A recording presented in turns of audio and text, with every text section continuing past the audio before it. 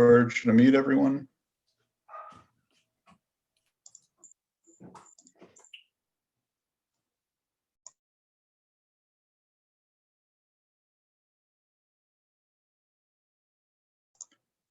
Okay, we're ready, Bill.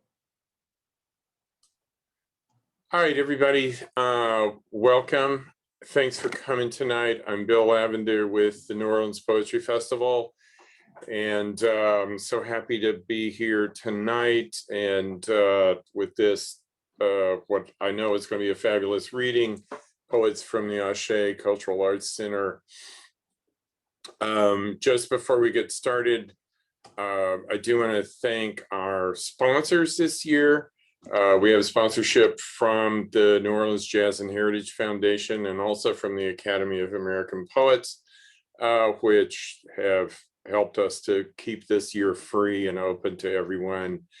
And so to introduce tonight's readers, I'm going to turn it over to Frederick Wood Delahoussaye, and I'm going to let him take it away. Good evening, friends and family, and some foes probably as well. Pleasure to see you all and be with you all this night. Another edition of the New Orleans Poetry Festival. Thanks to all the sponsors and all the folks who are behind the scenes putting a phenomenal event like this on. I am Frederick Paul Delahoussaye III, affectionately known as Wood, out here in these New Orleans streets. It is a nickname that I have never been able to shake, so I own it, I live up to it, and I try to do it, give it its just due. It is my pleasure and privilege to serve as the Chief Creative Officer and Artistic Director of the Ashé Cultural Arts Center, right here in Central City, New Orleans, Louisiana. And I always, as well, to give pleasure and honor to our Chief Equity Officer, a phenomenal poet in her own right, Miss Asali DeVan Ecclesiastes, who is not with us this evening as she was supposed to. She did lose a family member this past week, and is still in in mourning and grieving and handling homegoing services and things of that nature. So, as we know, this time has been one of resilience for us. It has always been one of resilience for those of us who know and understand the plight of a space like Ashé, which is an African American Cultural Arts Center. Folks of African descent are no strangers to pandemics, and we've dealt with the pandemic of injustice for about our entire existence in this country, and we still move in that under that moniker. Our charge at the Ashé Cultural Arts Center was given to us by our founder and first executive director, Mama Carol, which is to fly in leaps and gusts of provocation, instigation, inspiration, and aspiration to call for and exhibit the highest standards of justice, integrity, and kindness for all, to be brilliant concoctors of opportunity, creators of vision, navigators of BS, advocates of culture, and defenders of children, and to make real the majesty of dreams, to make plain the magic of being, to manifest the difference between perceiving and seeing. So hopefully tonight, I'll be joined by some phenomenal wordsmiths who I know and love, and I know you will know and love, who will share in that mission and share in Ashé's innovative spirit as we work with the culture of New Orleans and the diaspora. So again, welcome, welcome, welcome. I am just getting home. So thanks, Bill, for getting me together. And I'm still got a little perspiration on my brow for running up the stairs and trying to get to you all. But I will open up with a haiku that that is not mine, but is of Baba Kalamu Yasalam. He and I had the pleasure of traveling after Hurricane Katrina and doing a number of shows around the country. And we were at Trinity University in San Antonio, Texas. Shout out to San Antonio and all of Texas, if anybody is from Texas. And Baba walked on stage and said these words. He said, "A son returns, finds 3-month-old bones wearing missing mother's dress." And then he walked off stage. And the whole place, tears, bawling, and I, right in that moment, understood the power of spoken word and the power of poetry. I had been writing and journaling and calling myself a poet all of my adulthood, and hadn't really understood what it meant to be a spoken word artist and to be a poet until that moment. And it is a pleasure and a privilege to be a part of a space like the New Orleans Poetry Festival, because we are on the continuum of people like Kalamu Yasalam and people like Tom Dent and all those who come before us to be able to have us share in this experience. This first piece that I offer is a piece that I did that same evening. It's a piece that is in the spirit of what we were going through after the federal flood and after the disaster of Hurricane Katrina, and it's called The Soul of New Orleans. You are the soul where souls find the soil to stand. Your garden hardened with thoughts of magnolias and bourbon. Your seeds sprouting across the globe, and even when your bowl overflowed, the gumbo wasn't too spicy to keep us wanting more. So we feast on your false beliefs. Shout at the southern skies to shower us with voodoo and moonshine, or the strength of little boys on street corners with Sammy Davis stems pounding pavement while tourists find it funny and children run after purposely unaimed nickels dancing down sidewalk. We love you with an ignorant curiosity, brushing your lips with only the hint of a kiss. Commitmentless carnivores whoring out your soul for doubloons and beads and kickbacks. It's dreams we lack. So we drown in tears, waterfalls, and floodwaters. Swimming through deception and lies, show the high compromise and then bring New Orleans back commissions. But this be Southern living. Them closing schools and building prisons. Confusion, our new religion, got the billboards to prove it, lost hearts in heavy movement, but soul, you are worth fighting for, so I give you my words, for you have inspired me to aspire to be just a part of your history, your memories paved with spirits of greatness that even the great flood couldn't erase. I am part of you, soul, left to die by those on high, for somewhere between the waterline and the color line lies the poverty line, so we stood in line for shelter, safe haven, and overdue reparations, for patience where it's thin when all hope is done. And I know all white boy presidents not crazy, but I can think of one. Through politics, they stay connected. The people unprotected. The wetlands still neglected as you get dissected to the highest bidder. Oh, how I long to hold you, soul. But arms grow weak like levees. Hearts lay heavy with thoughts of tomorrow for the city that care forgot.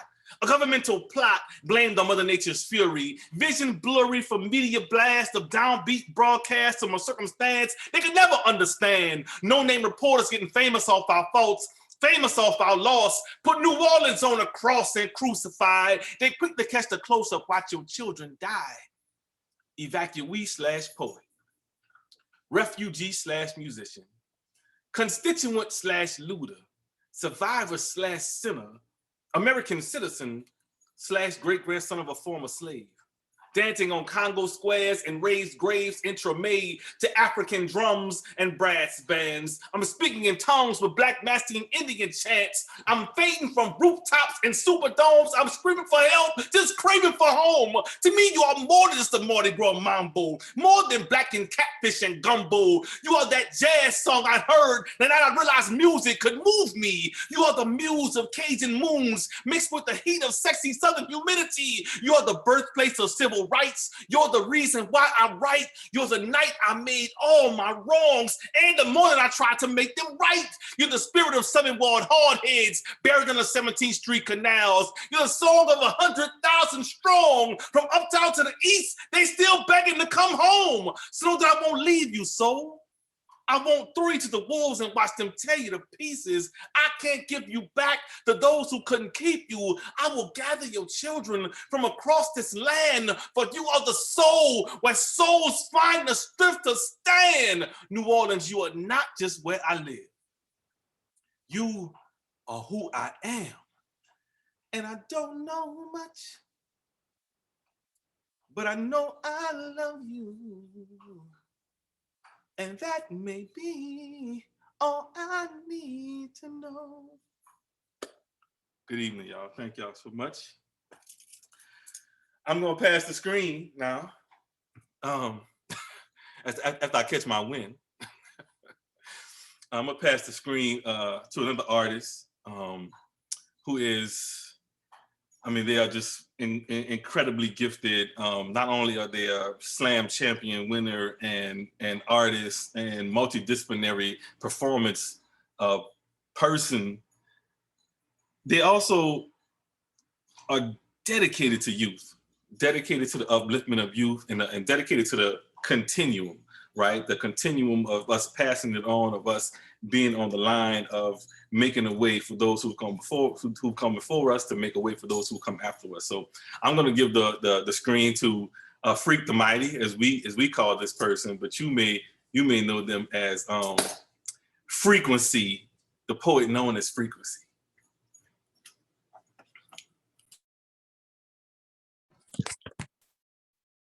Hello, Wood and everybody. Thank you so much for having me on here today. How long are you gonna get me to go for, Wood?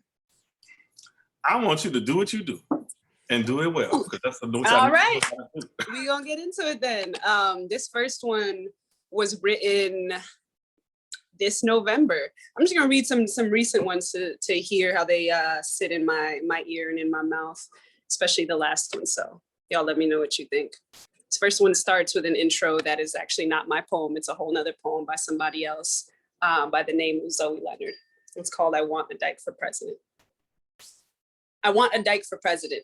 I want a person with AIDS for president, and I want a fag for vice president, and I want someone with no health insurance, and I want someone who grew up in a place where the earth is so saturated with toxic waste that they didn't have a choice about getting leukemia. I want a president that had an abortion at 16, and I want a candidate who isn't the lesser of two evils, and I want a president who lost their last lover to AIDS, who still sees that in their eyes every time they lay down to rest, who held their lover in their arms and knew that they were dying. I want a president with no air conditioning, a president who stood in line at the clinic, at the DMV, at the welfare office, has been unemployed and laid off and sexually harassed and gay bashed and deported. I want someone who has spent the night in the tombs and had a cross burned on their lawn and survived rape. I want someone who has been in love and been hurt, who respects sex, who has made mistakes and learned from them. I want a Black woman for president. I want someone with bad teeth, someone who has eaten that nasty hospital food, someone who cross-dresses and has done drugs and been in therapy. I want someone who's committed civil disobedience. And I want to know why this isn't possible. I want to know why we started learning somewhere down the line that a president is always a clown, always a John and never a hooker, always a boss and never a worker, always a liar, always a thief and never caught. And the piece I wrote in conversation with that piece for the 45 Lies campaign is called 1 through 45 have lied, 46 through 100 will be no different, or I don't want a dyke for president. Oh, silly humans, how quickly we forget. We who were once ruled by thrones and those who told us they were born to sit upon them. We the descendants of those who overthrew dynasties and decapitated dictators. Who are we in this moment to not remember how much we've already overcome? How dare we dream so small? No, I don't want another 4 years of Trump. I don't want any Republican for president, but I don't want any Democrats either. No Democrats, no dykes, no people who've been unemployed. I don't want a Black woman in office, not Oprah, Ava, or even Michelle. No immigrants in the Oval. I don't care how many or which drugs they've done. I don't want a president at all.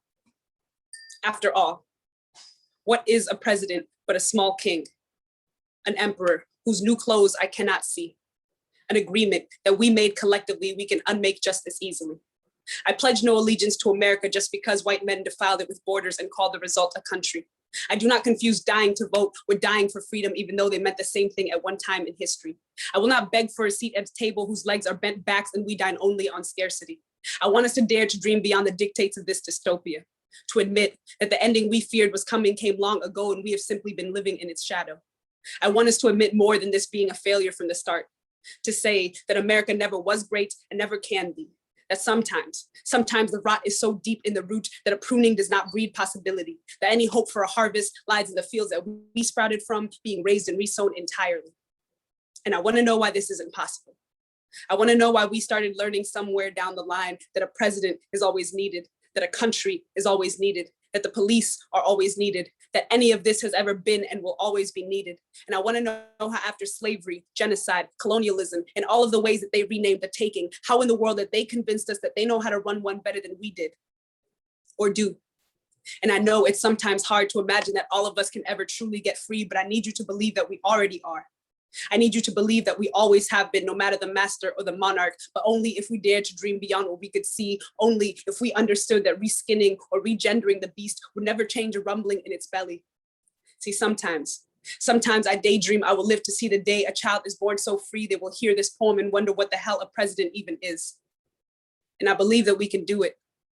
And I accept that we will be ourselves in the doing. I accept that there will be disagreement, that we will conflict as we unravel our imposed inhumanity, as we realize we have less to learn than to unlearn as we remember our collective body. And I want to know why this isn't possible. I want to know why we started learning somewhere down the line that a president is always needed, that a country is always needed, that the police are always needed, that any of this has ever been and will always be needed. And I want to know how we were asked to write to one lie from one president in one poem when the notion of needing and being a president is an untruth. 45 lies, yes, but so did 44, and so will 46, and so will our writing if we do not speak to the entirety of this. Oh, silly writers, how quickly we forget. We who were once ruled by thrones and those who told us they were born to sit upon them. We, the descendants of those who overthrew dynasties and decapitated dictators.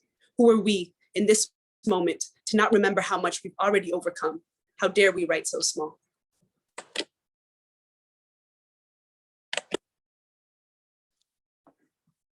This next one was written in response and for the text Wicked Flesh, which really examines how Black women and femmes and folks made freedom out of the container of unfreedom that was the transatlantic slave trade. So it's called Lettering Freedom for Those of Wicked Flesh and Wayward Lives. 1, freedom is audacious and audible, adorned and archipelagic.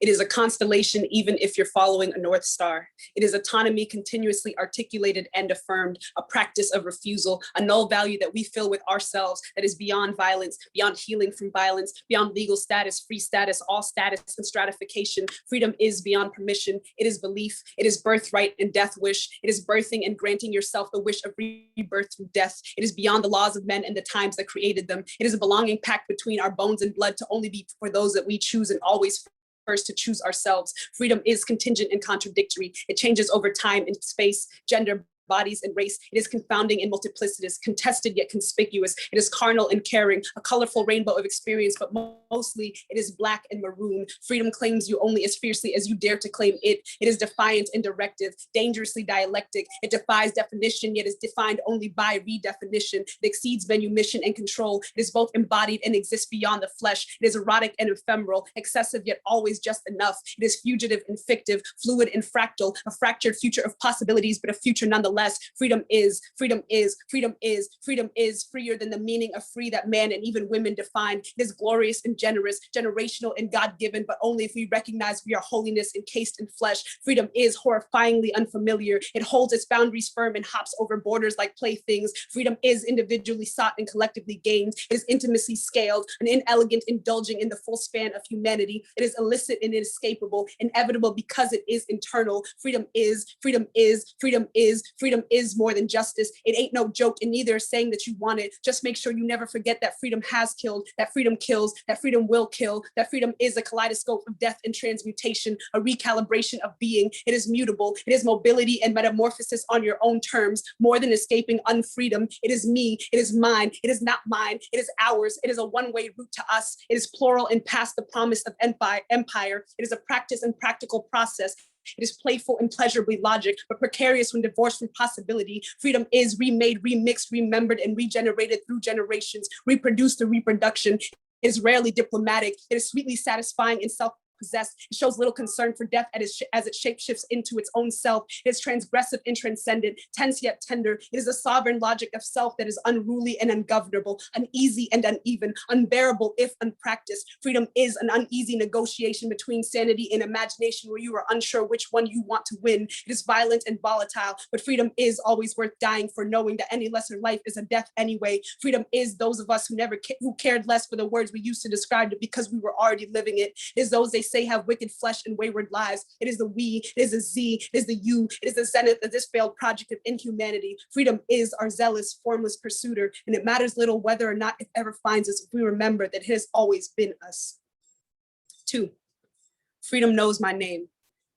Freedom renamed me and continues to call, even when I'm not brave enough to answer, especially when I'm not brave enough to answer. I know it knows my name. I know it knows my name. I know it knows my name. I know it knows my name because it renamed me free.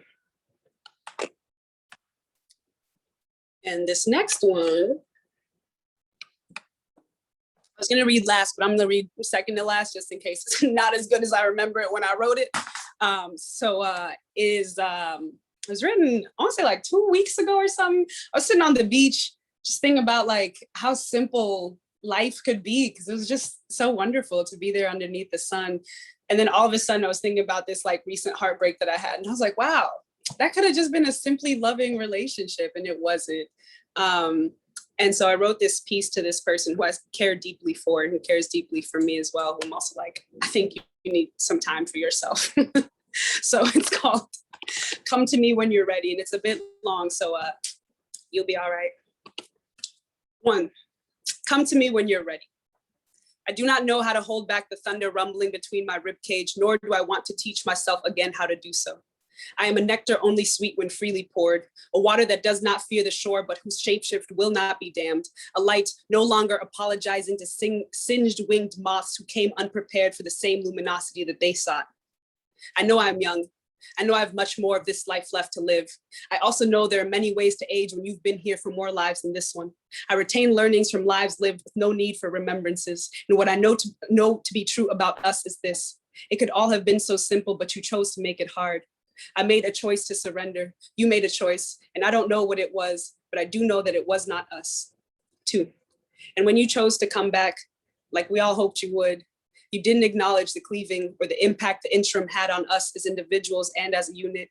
You came back like you were ready, and I wanted to believe you. I tried to listen, but you barely spoke. I tried to speak, but I'm unsure what you heard in my words. I did not invite you to my house. I invited you to my life, back into this heart space, and you said no without any explanation. Maybe I should have said all this aloud so you knew then what your no meant, but I think you had a sense, which is why you sent me that message 3.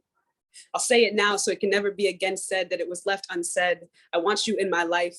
I want you in my heart. I want you in this house, but this house has rules. In this house, we do not do skim milk love. In this house, we do not do tit for tat. In this house, we do not tempt tempests. In this house, we do not do things left unsaid. In this house, we do not tiptoe around the storms in our chest. In this house, we practice patience and listen to the insights of the seasons. In this house, we do not do anything that does not honor who we are and how we be and who and how we need to be to continue to be and become ourselves. 4, I see you now, even in the haze of heartbreak, but sometimes you make me wonder if you ever saw me then, if you see me now, if you'll ever be ready to see me and treat me accordingly. 5, what I know to be true is this: if you do not see me, what it is I come offering, with outstretched hands trembling, overflowing with just this season's harvest, it is not my job to be your sight. 6, I do not yet know the full terrains, the geography of your being holds, but I do know I am too ocean for you to ever swallow. Come to me like you would any body of water, with the reverence its majesty deserves. I beg you, stop trying to sip on my salinity. I beg you, stop fearing the surrender. I beg you, stop fearing the submersion. Come to me when you're ready. Come knowing the depths that you want and are able to wade into. Come knowing how to keep yourself afloat. You do not have to come perfect, but you must come practiced, prepared, ensure that you are ready for what it is that you ask for. Remember that I am the prize and so are you, but there is no game, at least none that I am willing to play. 7, if at any point this letter seems like too much for you, it's probably because I am. I encourage you to listen to this wisdom. Cut the cord as you see fit. 8, I am an invitation in training, an exclamation point trying not to bend back into a question mark, a portal growing beyond a doorway into an entire universe. Uncertainty has never served me, but it would wound me in this becoming. It would harden the surface of my shapeshift into an armor I will eventually have to molt my way back out of. 9, I do not name the way us has hardened me towards you lightly. I do not name them with blame. I do not name them without self-reflection, but I do not know how to account for a past I was present for, but I seem to have misunderstood. I do not know how to account for a past you won't talk to me about, even as you come to me hoping for a future. I do not know how to keep this confusion from callousing into something else. 10, you finally said you were not ready.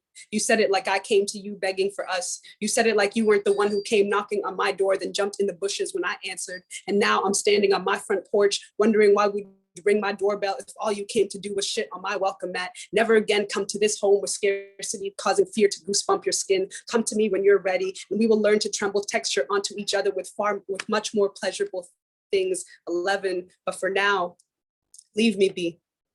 For as long as you need to learn to see me and treat me accordingly. And if you choose to come back, knocking on this door of my heart's home again, this time, please choose wisely. Choose only to come to me when you're ready, not a second before, not a moment after. I will not be here waiting, but I will be here. 12, if at any point this letter seems like too much for you, it's probably because I am. I encourage you to listen to this wisdom and cut the cord as you see fit. Otherwise, come to me when you are ready. I will not be here waiting, but I will be here hoping that whenever you arrive, will be on time. And this last piece is a little shorty in the theme of the New Orleans Poetry Festival. This is from a recent anthology of New Orleans writers. And this piece is called Ode to New Orleans, and then it's crossed out and it's called Ode to Home. And it starts off with a epithet, I don't really know how to say that word. You know, I'm talking about that little paragraph before. Home is not where you were born. Home is where all your attempts to escape cease, by Naguib Mahfouz. And when I came to you mid-escape, suitcases unclasped, baggage spilling out of every seam, I was 18 years of searching, 18 years of not finding or being found, 18 years of doubt and displacement, of being taken from into my next home, and my next home, and my next home, and my next home, and my next home, till I forgot that home had meaning beyond movement, beyond the in-between, beyond grasping for memories that were too shallow to settle into facts of the past. You were the first place that felt foreign in the familiar, the first place that asked me to let it go. You told me the river could handle my load, and only in the release did I realize how much hurt I'd held in the hollowing. When I was a teenager, my mother said, New Orleans reminds me of home. For years, she echoed in my ears in searching heart until I stepped foot in this village and saw chickens directing traffic like arrogant, well-dressed crossing guards, until I tried to refuse a meal only for the plate to be piled higher with the same expectation it come back clean, until I walked out of a house, timid and tentative, to find myself swirled in the chaos of joy that is a Sunday in New Orleans. But it wasn't just the second lines. It was the second chance at home, the first chance to choose it. I didn't know what I was walking into, but for the first time in a long time, I decided I wanted to keep on walking forward and toward, like I just realized that life was a gathering of the living, and my invitation had been waiting for me right here all along. Thank you. Ooh, family. Please give your love and affection to dear Mwende FreeQuency Katwiwa, also known as Freak the Mighty. That was magnificent, dear heart. You always touch us not only with the sentiment, but also with the wordplay. My goodness. I saw someone put in the chat, too ocean for you to ever swallow. Yes, yes, yes to all of that and then some. This is the book that was mentioned, I Am New Orleans. It is a collection of 36 poets. It was edited by the aforementioned Kalamu Yasalam, UNO, University of New Orleans Press. Excuse me, I'm using acronyms because I'm home with y'all. UNO Press. And the I Am New Orleans piece is actually a piece that was written by historian, writer, folklorist Marcus Christensen, who wrote the definitive poem for the 250th birthday of New Orleans in 1968. So that piece of suffices the collection. And yeah, 36 poets who you know and love. Dedicated some pieces using that piece as inspiration and sort of a love letter to the city. And this next poet is also in this book, in this collection. And she is also a multiple Grand Slam champion in the world of slam, but also, I mean, an empath, a lover of words, a person who I call my sister as well as my heart, man. She's taking care of me in so many different ways, and I've tried to live in the space of giving that back to her in some way, shape, or form. She is the type of poet that is of service with her words and her work, as well as also a multidisciplinary artist that brings visual art and you know, and jewelry making and just all the good things and good feels and good vibes. So this is one of my favorite poets in the whole wide world. And I give to you Sha'Condria icon Sibley. Thank you, Frederick P. Frederick Paul Delahoussaye. I said before in another show, if you want to have somebody introduce you, if you're not feeling yourself and you want to feel yourself, have Frederick Paul Delahoussaye do it for you. Thank you, Wood. Thank you, FreeQuency. Thank you, New Orleans Poetry Festival, for having me. I'm going to do a few poems and then get out of your hair so y'all can hear other poets or whatever you have planned for the night. I'm going to read a couple of poems from my just recently published book. My name is pronounced Holy. And yeah, we'll have some fun. So the first poem is something I wrote some years ago, and I need to continuously add names to it, hopefully not anymore anytime soon, but this is Betty Shelby and Amber Geiger as besties. And I guess we can add to that Kim Potter and all the other lists of white women police officers who have not been held accountable for their crimes. So Betty Shelby and Amber Geiger as besties. Before today, their conversations were all about the kids or the husbands or town gossip or work. Today, they spoke about vacation time and paid leave and appeals. They both giggled girlishly through pink, unsuspicious lips, even relished in newfound fame, how women like them once only had to speak someone's name to kill them. But today, they are career women, heroes. Each wanted to ask the other exactly what it felt like, but chose to remain silent instead, listening intently, mouth watering as they swapped recipes and beauty hacks and Pinterest ideas, already knowing how to make a Black man dead. So yeah, that's the introduction. And so the next poem I want to do is from my book, and it actually speaks to some of the beautiful Black men who I know in my life who, just like every other human being, deserve life, deserve the fullness of life, and this is dedicated to them. The Girl and Her Dragon Slayers. I always say my dad, my uncles, my grandfathers are like, they're my warriors, my Woods, and some other people I can name, but The Girl and Her Dragon Slayers. A priestess once told me that there were men of my bloodline willing to slay dragons just for me. This I know to be true, for I've witnessed them battle demons in the dark and still get up early to go to work in it. I know men who know how to hold their liquor and their tears, who probably throw up both when no one is looking. I know men with arms and tongues like swords who can turn wooden houses into both dungeons and castles. I know kings who wear low-faded graying crowns and little to no gold, who have reptile skin and soft hearts, who often breathe fire and know how to extinguish it as well. So those are my short pieces. And then I have a couple longer ones, well, not really long, that I would like to do for you. This next one is called Sibley the Black Madonna, and it was really written in metaphor form based off of the movie Color Purple. I don't know how many people have seen or read the book or the movie The Color Purple. But there's a scene in the movie where Suge Avery, who is Sibley, the main character, who is trotted off into marriage, I'm giving a whole synopsis of the movie, at a young age to a man she didn't know. And she meets, his mistress comes to stay with them, and she's helping Sibley like to see herself and find herself. This so-called loose woman is helping this girl to see the beauty in herself. And so she told her she'd never been loved and never been kissed, and nobody ever, loved her. Her body was just used, and that meant she was still a virgin. And she said, "Why, Miss Sibley? That means you're still a virgin." And to me, that means that she's still holy, like regardless of what her body was used for. And so this, to me, was speaking to the commodification of the Black woman's body, the devaluing of it, the shame, which cannot be placed there, and we don't accept it, because if anyone knows anything, we know that Black women are literally the origin of life, and if anything, are a holy body. And so this is Sibley the Black Madonna. 1, juke joint. She called me a virgin And everything in me wanted to call her a blasphemer because I know what virgin means. I also know what somebody climbing on top of me to do his business mean. See, the man who me and my sister Nettie called our father showed me first. Then a man who name I ain't even much know till Suge say it first, so I just call him Mr.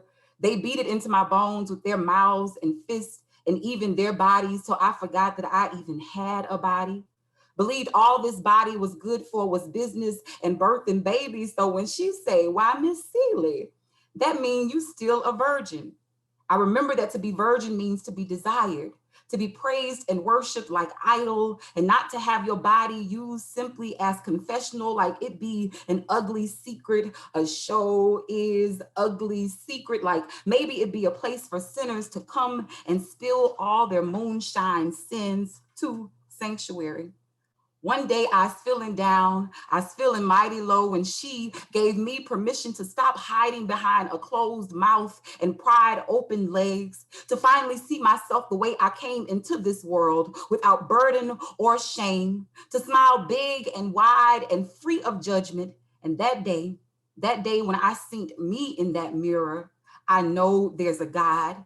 And I know that I ain't have to follow no man alive on earth to find heaven. Got me to thinking about Mary, how her body was only used for business and birthing babies too. That ain't nobody ever take the time to peel back the black and the ugly to find her wings or find her worthy or find her. Nobody ever took the time to peel back the black and the ugly to find her wings or find her angel enough to ever know heaven, even though Mary's body was also needed for everybody else to get to heaven themselves. Funny how others will crucify your body to get to a place that they don't even find you worthy of being. 3, a field of purple. Mary, I think about you all the time. Like, sister, you've been on my mind. Like, I know what it's like to only be worth your weight in what you can do for mankind and how you ain't asked for none of this, not even Joseph's hand in marriage. How even though your name be used by some to lift the heavy of heavenly petitions or praised only for what you have pushed out and not pushed back, you still be seen as confessional, as a place for sinners to come and cover you in all of their guilt and sin, but never erasing the holy of you. And why, Mary, that means you still a virgin. And so I will follow that. I will follow that with something. I'm reading new poems and poems out of this book too, to see what it feels like. A lot of these poems in kind of traversing away from slam poetry are a little bit different to read. And so this is Until the Sun Shows Up to Crash the Party. And this was written years ago too, in a moment of self-reflection of when we've loved people and allowed people space at times when we weren't fully aware of ourselves, and how sometimes that has been followed by regret, or you both look at each other like, what are we doing? And so this is one of those poems. Until the sun shows up to crash the party. Our bodies, still thirsty, swamped together beneath a dark liquor sky, poured over distant stars and Cajun moon. It is obvious we both have a drinking problem, the way we crash into each other like broken glass and call it a toast. Cheers to you always showing up to my pity parties uninvited, right after you leave the club, wearing your own familiar sweat and bringing with you as a +1 the salt of other oceans. Still, I always make room. Empty my insecurities down my own throat till I become a hollowed shot glass that not even your entire body could feel. Your drunken breath, a hot and sweaty slow grind, making the inside of my ears and my thighs a sloppy pour. I make VIP section of my sofa, my bed, bottle service of my own body, and you drink until you are no longer able to drive yourself home. So often we make dance floor of my apartment until I start to believe that you have mistaken it for home, or at least a place where you can play all of your favorite songs. And we spin like heads, each other's skin turntables beneath our tongues, both of us lost in the grooves. The mixtape you scratched into my head got me moving my hips like ain't nobody watching, got me lifting my hands and my feet and my ass high in the air toward a roof that we both came to set on fire. And over all this crackling blaze, I swear I hear you say that you want to give your daughter my smile. But we are both faded, along with the music, the room now rotating nonstop on a wobbly axis in the darkness, and all we can see are the stars hung over. I am no longer beaming. Can feel the strings once holding me up wearing off, along with all the drinks we had on the house. Both of us now wrapped in a heavy blanket of regret, swimming in humidity thick as a Fat Tuesday crowd, sticky as a Bourbon Street bar top, sweaty as palms glued to a daiquiri cup, melting, pouring, spilling into the mouth of the next morning, and the light crawls in and hurts our eyes. And I have one more last poem to share with you all. Thank you so much for your attention, for the space, for this platform, for acknowledging that poetry is still very much alive and well in Shelby. Ashé. The last poem is one of my favorites, only because outside of poetry too, another one of the ways that I sometimes serve. I love the idea of like how we, especially as Black women, take care of each other and take care of, and some of that is done through like how we take care of each other's hair, or just like being inspirations to each other. And so this is the gospel of girls who do hair. If you ain't a little Black girl that grew up with your grandmama pressing your hair in the kitchen, or with your cousins or your mama or somebody braiding your hair on the front porch, this might not resonate with you as much, but everybody should be able to get something or understand. So this is the gospel of girls who do hair, and edge or people snatching word. Ain't they something, these hands? These magical Black girl hands, how they can weave protective prayers into weary scalps, literally, like abracadabra, little blue magic into our palms, and poof, all your day's worries and nappy edges are gone. See, this kind of honor is our birthright, passed down from our grandmamas, us sitting on kitchen floor or in kitchen chair, watching Mama stand over gas stove, waving that hot pressing comb like a magic wand, all of that smoke and fire. See, this kind of apprenticeship is our apprenticeship that crossed over on ships, how within chained together palms, we still managed to carry the muscle memory of gripping edges and trying our damnness not to go over them. Not unless that was the only way back home. You know, some say that hair braiders in many ancient cultures were considered healers, those with access to the head, to the crown chakra. I guess that's why my grandmama always say, be careful who you let get in your head. Tell them don't throw that shed hair away, for fear a bird will come and make nest of it and drive you crazy someday. Nah, instead, remember the smoke and fire in your grandmama's hand, make ash of the hair and return it to the dust from which it came, like poof. Watch a magic Black girl sitting on the front porch, or in the front room, or in the kitchen, or in the beauty shop, teach a whole history lesson about how this entire country was built using nothing but her hands, braiding patterns into hair so we do not forget the way to freedom. Tired, aching feet from standing all day, arthritic hands balled up into a fist like kitchens resisting, greasy finger griot who do business by word of mouth. You know, the same way our people share all things we consider sacred. She who has mastered the art of catching and gripping that which other folk allow to slip right through their fingers. Hair savior, walking on waves across continents to create hair savior, walking on waves across continents of coils to create culture out of cuckabugs, expert in economics 101. That is how to take nothing, i.e. your edges, and turn them into something. And ain't they something?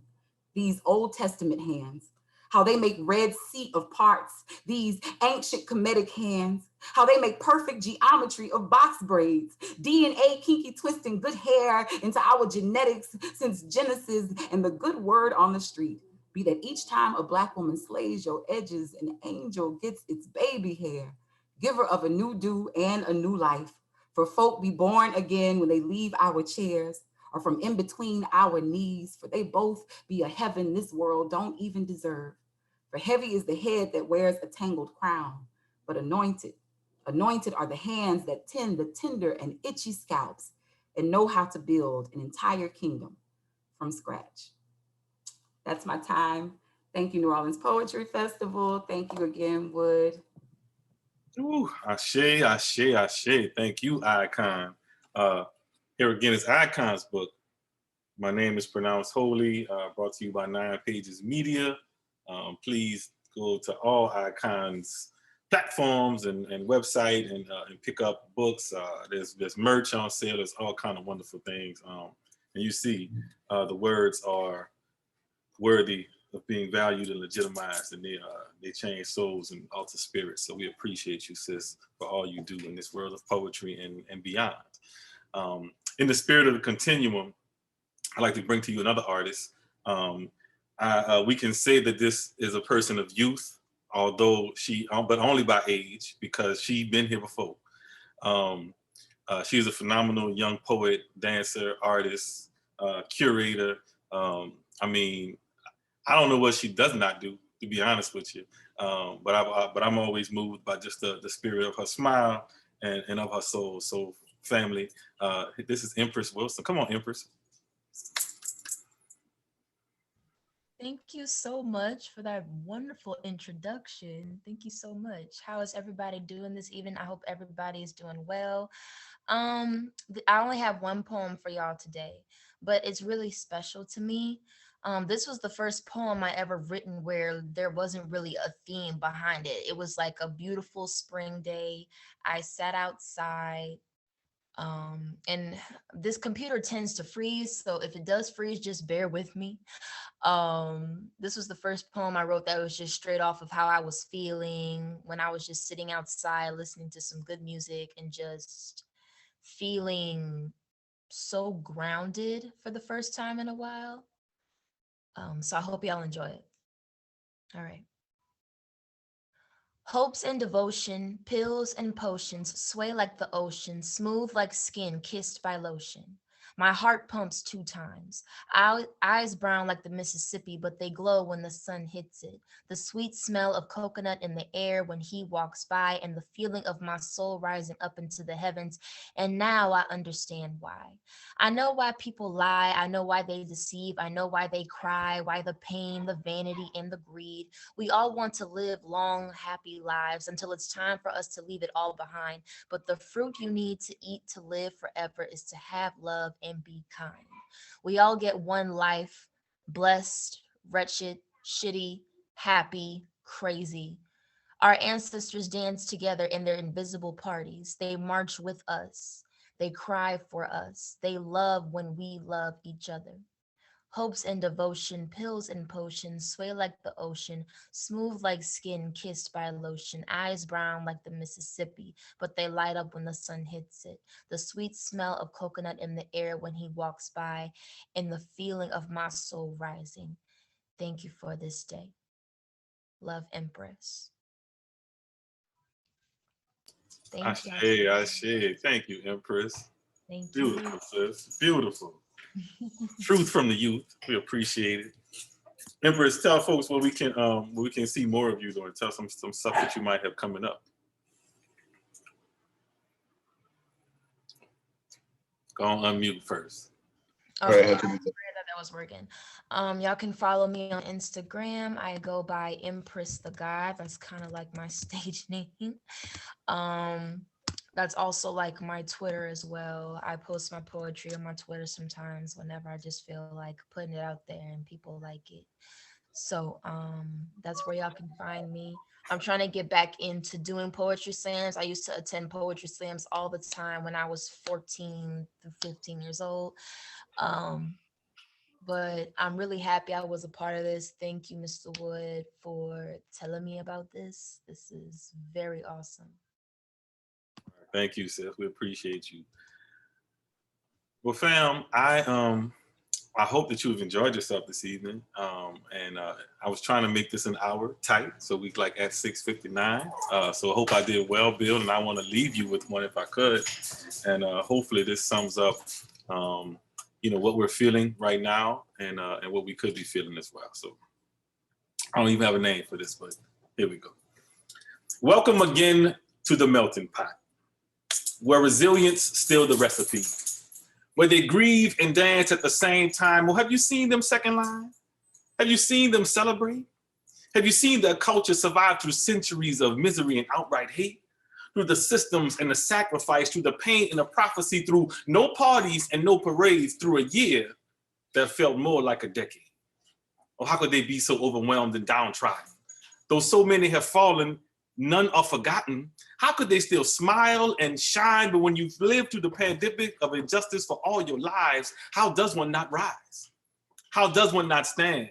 How does one not think of themselves and their fellow man? How does one not dream in color and fire, in faith and truth, in sweat and honey? Or can you taste the resistance? Do you hear the reckoning? Feel the righteous eruption boiling in your veins. Close your eyes and bask in the winds of change when massed multitudes stood defiant, with fists and hearts held high, with dignity and deliverance, with perseverance and pride, walk with the strength of ancestors in our stride, stood shoulder to shoulder, and like Sunny P, we screamed, it is not yet our time to die, O defenders of life, healers armed with hope, warriors of warmth and compassion, who never hesitate to spring into action. Oh yes, when you think of this moment and wonder how we survived, know that we held each other close at a social distance, but loved each other nonetheless.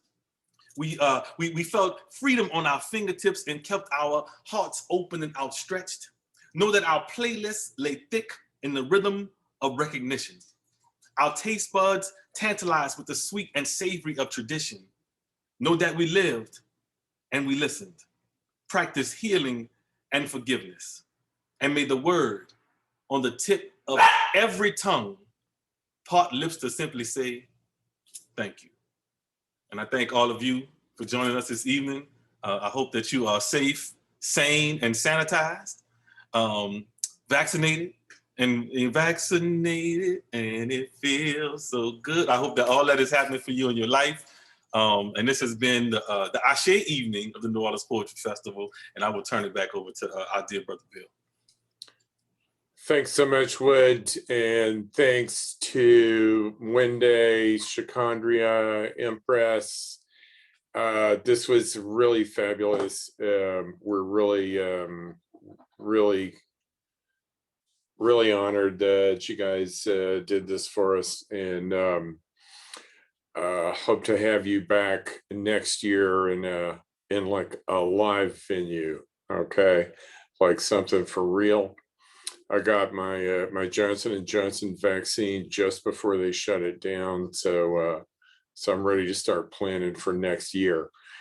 Okay, but anyway, thanks so much. We're not actually pressed for time. If anybody has any questions, comments, want to say anything, turn on your camera and jump around, applaud for real.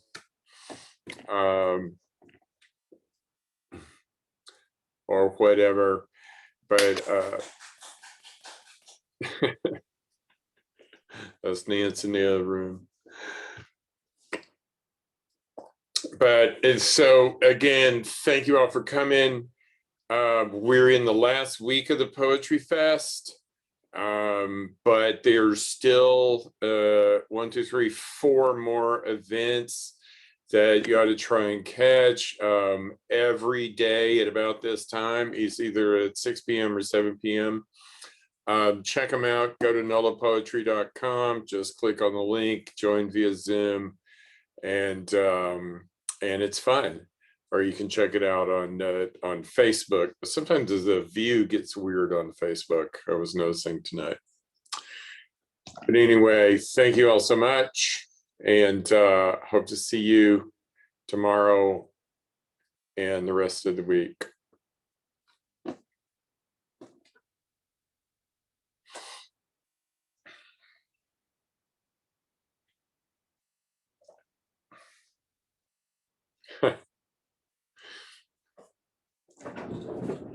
Thank y'all.